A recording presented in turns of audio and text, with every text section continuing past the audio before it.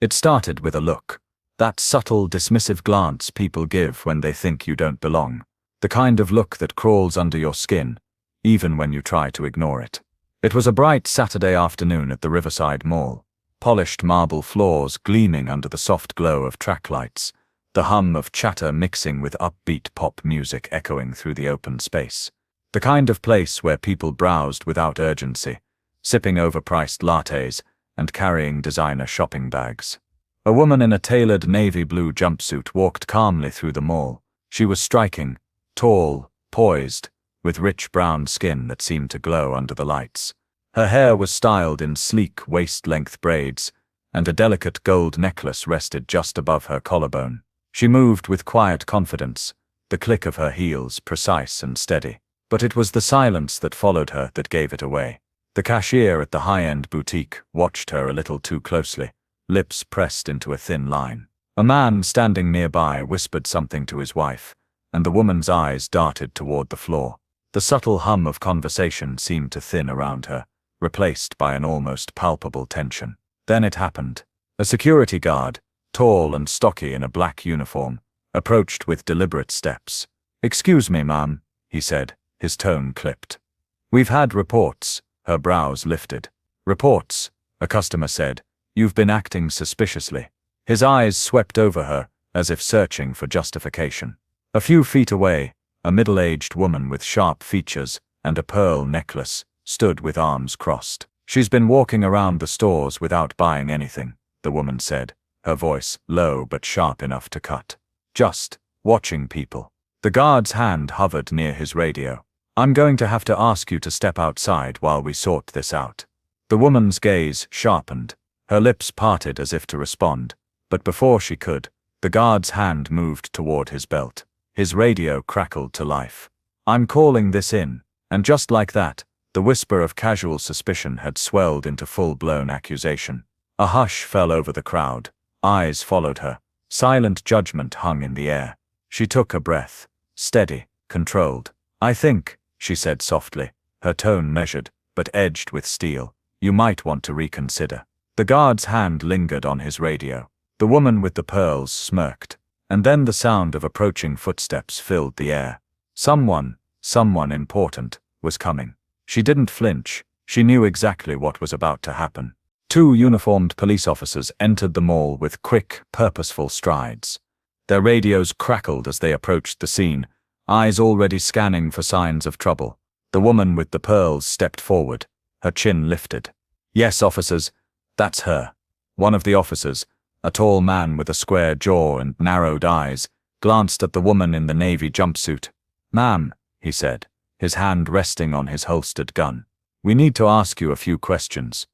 The woman's gaze didn't waver. "Questions about what? Exactly?" The pearl-clad woman's mouth twisted. "Loitering. Suspicious behavior." "Honestly, I'm not surprised," she sniffed. "I saw her lingering outside the jewelry store, and now, well, you know how these things go." The unspoken implication hung heavy in the air. The woman in the jumpsuit's expression remained calm, but her jaw tightened. Her hand brushed over the smooth gold of her necklace. A grounding gesture. "I have every right to be here," she said, evenly. "Unless there's a law against existing while black." A murmur rippled through the crowd that had begun to gather. Heads tilted. Eyes narrowed. "Let's keep this civil, ma'am," the officer said. "Just come with us so we can clear this up." The security guard's hand was still hovering near his belt, and the pearl-clad woman's smirk deepened.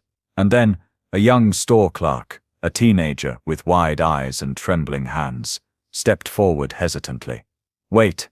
I think there's a mistake." All eyes turned to him. "I work at the customer service desk," the boy stammered. His gaze darted nervously between the officers and the woman. "I've seen her here before. She's not suspicious. She's—" The pearl-clad woman's eyes flashed with irritation. "You don't know what you're talking about, child." The boy's hands twisted nervously. "No, I'm sure. I think she might be." The woman's gaze softened. "It's okay," she said quietly to the boy. But the officer was already stepping closer. "Ma'am, we need to see some ID." The woman's expression didn't shift. Not exactly. But something behind her eyes sharpened. She reached into her handbag, smooth, deliberate, and pulled out a slim leather wallet. She flipped it open, revealing an ID card and something else. A key card with a silver emblem embossed at the top. The pearl-clad woman's eyes narrowed. What is that? The woman smiled faintly as she handed the key card to the officer. It's my security clearance. The officer's brow furrowed as he turned the card over. His eyes widened slightly. The other officer leaned in to look. His lips parted. The security guard's posture stiffened. The pearl-clad woman's smile faltered. Wait. The officer's gaze flicked toward her face, realization dawning slowly. The woman's smile grew, but her tone remained even. Yes, that's my name on the card. That key card. Her gaze drifted toward the pearl-clad woman, whose face was rapidly losing color. It opens the executive officers. The officer straightened, his hand falling away from his holster. And why would you have this? The pearl-clad woman demanded, her voice rising in thin desperation. Because, the woman said calmly. I own the mall. A collective hush fell over the space. The pearl-clad woman's mouth opened, but no sound came out. The officers exchanged a stunned glance. She's joking, right? The pearl-clad woman muttered. The woman turned toward the officers, her expression poised. Perhaps you'd like to confirm with mall security. The officer spoke into his radio.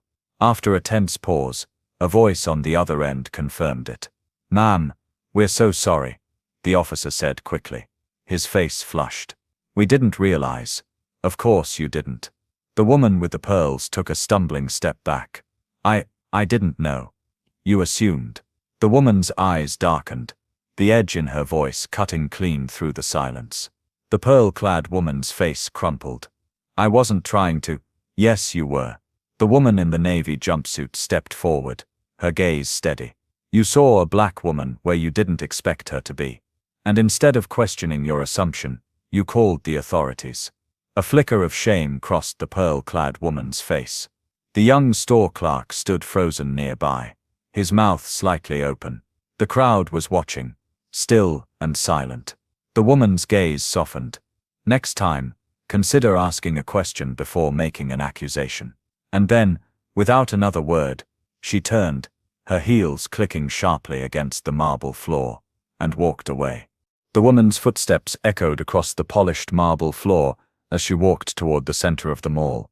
The tension in the air was palpable, like the hum of static electricity before a storm.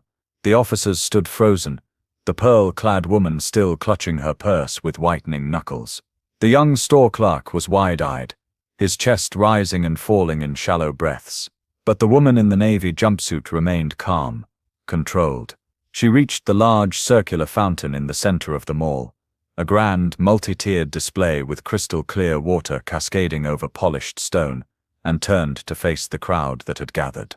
A group of onlookers stood at the edge of the scene, store employees, shoppers, security guards. Their expressions were a mix of confusion, discomfort, and quiet understanding.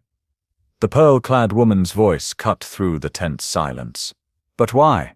Why didn't you say something? The woman's gaze sharpened. Why should I have to? The pearl-clad woman's mouth opened, then closed. The woman in the jumpsuit's eyes swept across the crowd, meeting gaze after gaze. Do you think this is the first time? Her voice was steady, but the undercurrent of emotion was unmistakable. I have walked through this mall countless times. I've stood in line at the coffee shop. I've browsed the clothing stores. I've smiled at clerks, held doors open, given directions to lost shoppers. Her lips pressed into a thin line, and almost every single time, someone looks at me like I don't belong. A few people shifted uncomfortably. The pearl-clad woman's cheeks were burning red now. But I let it go, the woman continued. Because you tell yourself it's not worth it. That it's not the time or place to have the conversation. That maybe it's not intentional. That maybe you're imagining it. Her eyes darkened. But then you realize, it's not just you. Her gaze found the young store clerk, who stood with his hands nervously clasped in front of him. It's the young boy working the counter, wondering if he'll be blamed when the register comes up short. It's the teenage girl clutching her purse a little tighter, when security walks by. It's the father looking over his shoulder as he leaves the store, because he knows someone's watching him. A murmur rippled through the crowd. And today? Her eyes locked on the pearl-clad woman. Today, you called the cops. Not because I was doing anything wrong, not because I was breaking any rules, but because you saw a black woman standing in a space you decided wasn't hers. I didn't know, the pearl-clad woman started. Exactly. The woman's eyes flashed. You didn't know, but you assumed. The pearl-clad woman's face twisted with something between shame and defensiveness. It wasn't personal. It's always personal, the woman replied softly. A silence fell over the crowd, thick and weighty. The younger officer shifted awkwardly and cleared his throat. Ma'am, I hope you know that we— The woman's gaze cut toward him, and the words died on his lips. I know what you're about to say, she said quietly. That you were just doing your job, that you didn't mean any harm. The officer's cheeks darkened. Let me ask you something. Her voice was calm, but her eyes were piercing. If I had been causing trouble, if I had raised my voice, if I had argued, how would this have ended? The officer's throat bobbed. He didn't answer. And that, the woman said, her voice sharp and clear, is the problem. The pearl-clad woman's eyes were glistening now, though whether it was from anger or shame was unclear. A teenage girl standing at the edge of the crowd whispered to her friend, "She owns the mall." The woman's gaze softened. Yes. The pearl-clad woman's chest was rising and falling rapidly now. I didn't know. The woman's smile was thin. You keep saying that, like it's an excuse. A heavy pause. The pearl-clad woman's lips parted, as if to respond, but no sound came out. And then the woman in the navy jumpsuit's expression softened, just slightly. What's your name? The pearl-clad woman's eyes darted toward the floor. Margaret. The woman nodded. Margaret. Her tone was quiet now, measured. Next time, try introducing yourself before you call the authorities. Margaret's chin wobbled. And next time, the woman's gaze swept across the crowd. If you see someone being treated unfairly, speak up. Her eyes found the young store clerk, and her expression softened. It matters. The young boy's mouth trembled. He nodded. The woman took a breath, then smiled faintly. Now, if you'll excuse me. She turned toward the elevator, the one that led to the executive offices, and walked away. The pearl-clad woman stood frozen in place, as the officers exchanged a stunned glance. The security guard was rubbing the back of his neck, looking anywhere but at the crowd. Slowly the onlookers began to move. Conversations resumed, hushed and low, but the weight of the moment lingered, and as the woman stepped into the elevator, the young store clerk's eyes followed her. His expression shifted, from awe to quiet determination. The elevator doors closed. A single drop of water from the fountain echoed in the silence. The elevator doors closed with a soft ding, leaving behind a stunned and quiet crowd. Margaret stood frozen near the fountain, clutching the strap of her pearl-studded purse like a lifeline. Her cheeks were pale, her mouth still slightly open as if trying to form a response. But there were no words left to say. The two officers exchanged a glance before turning toward the entrance. The older one, still stiff with discomfort, cleared his throat. "Ma'am, we'll just be on our way." Margaret nodded absently. As the officers walked toward the mall's exit, conversations slowly began to rise around the room. Low murmurs mixed with the hum of distant music playing from overhead speakers. The crowd, which had gathered in quiet fascination, began to drift apart. But not everyone left. The young store clerk, maybe 16, 17 at most, lingered near the fountain. His brown eyes, wide and thoughtful, remained fixed on the closed elevator doors. His shoulders were drawn tight, his hands tucked into the front pockets of his black apron. Margaret's gaze slid toward him. Their eyes met for the briefest moment before she quickly looked away. A soft voice broke the silence. "I'm sorry." Margaret turned toward the store clerk, her eyebrows lifting. "What?" "I'm sorry," he repeated, his voice steady despite the tremor beneath it. "I should have said something. I just didn't know what to do." Margaret's lips pressed into a thin line. For a moment, it seemed like she was going to brush it off, like she was going to retreat back into that cold layer of self-preservation. But then she sighed. "It's Not your fault, but she was right, the boy said quietly. I should have spoken up. Margaret's mouth opened, then closed. Her gaze softened. The boy's eyes darted toward the floor. I've seen it happen before. Not exactly like that. But, he swallowed hard. I didn't know what to say. Margaret's arms crossed over her chest. Her gaze flicked toward the elevator. The woman was long gone now. Then back to the boy. Maybe next time you will. The boy's mouth twitched into a faint, nervous smile. He nodded. A moment passed. Quiet but not uncomfortable. Margaret's hand slowly unclenched from the strap of her purse. She exhaled. Do you work here often? The boy hesitated, then nodded. Yeah, after school and on weekends. Margaret's eyes scanned the storefront behind him. The clean, minimalist window displays, the chic lighting, the neat rows of designer shoes lined up like soldiers. Do you like it? The boy shrugged. It's okay. He glanced toward the floor. Most of the time. Margaret's lips twitched faintly. Well, if you ever need to say something next time, say it. The boy lifted his eyes to meet hers. Yes, ma'am. Margaret's expression softened further. For the first time since the whole ordeal began, her body seemed to relax, the tension draining from her shoulders, her chin lifting slightly. And then she turned toward the elevator. The boy's voice stopped her. Miss? Margaret glanced back. What's her name? Margaret's brows lifted. Who? The woman who, he hesitated. Who owns the mall? Margaret's eyes darkened with something complicated. Respect, maybe awe, maybe shame. Her name's Evelyn. The boy's mouth twitched into a small smile. Evelyn. Margaret nodded once, then walked away. Behind her, the boy remained standing by the fountain, hands in his pockets, his expression thoughtful. Margaret's heels clicked softly against the marble floor as she disappeared into the crowd. From somewhere above, the sound of soft piano music filtered down through the overhead speakers. Outside the glass-paneled entrance, the city bustled with life, horns honking, voices rising, the chatter of pedestrians. And as the boy turned toward the store window, his reflection looked different, straighter, stronger. He smiled faintly. From the second-floor balcony above, a woman in a navy blue jumpsuit stood with her arms crossed. Evelyn watched the scene below with quiet satisfaction. Her eyes softened as the boy slipped back into the store. She turned toward the exit, her reflection caught in the glass doors as she stepped out into the afternoon light,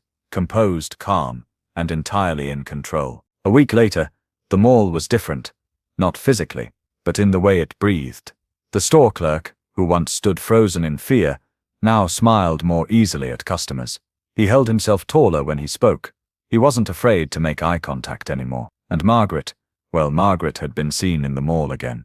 Only this time, there was no stiffness in her step, no tightness in her jaw. She had walked into a store, smiled at a cashier, and even exchanged polite conversation with a woman at the perfume counter. And Evelyn? She was there too. Not always seen, but always present. One afternoon, Margaret spotted Evelyn standing near the glass-paneled balcony. Their eyes met across the atrium, a brief flicker of recognition passing between them. Margaret's lips curled into a small, almost embarrassed smile. Evelyn inclined her head in quiet acknowledgement. No words were spoken. None were needed. Because sometimes change doesn't come through grand gestures or dramatic confrontations. Sometimes it comes in quiet moments, in the steady realization that the ground beneath your feet is no longer shaking, and that maybe, just maybe, the people around you are beginning to stand a little taller too. But the story didn't end there, because one afternoon, as Evelyn walked through the mall, a young girl, no older than 8, stumbled and spilled her shopping bag across the floor. Evelyn knelt down, helped her gather her things, and smiled. Are you okay? The girl looked up at her, with wide eyes. Thank you, she whispered. And from across the atrium, the boy at the shoe store watched. His lips curled into a small smile. He wasn't afraid anymore. He knew what to do, because Evelyn didn't just own the mall, she had changed it. And that was the kind of power that didn't come from status or wealth. It came from courage, from grace, and from knowing exactly who you are, even when the world tries to tell you otherwise. The world can be cruel, people can be ignorant, judgment can be sharp and immediate, but strength, real strength, comes from how you respond. So the next time you see someone judged unfairly, someone made small by the assumptions of others, Ask yourself, will you stay quiet? Or will you stand tall? Because sometimes the greatest power isn't in how the world sees you, but in how you choose to see yourself. Now tell me, what would you do?